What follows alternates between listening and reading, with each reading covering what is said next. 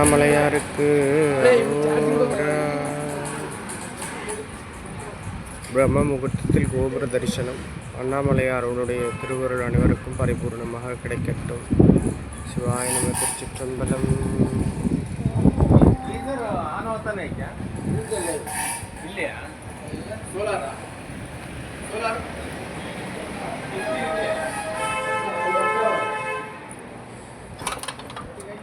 குருநாதருடைய திருவருள் அனைவருக்கும் பரிபூர்ணமாக கிடைக்கட்டும். திருச்சிற்றம்பலம்.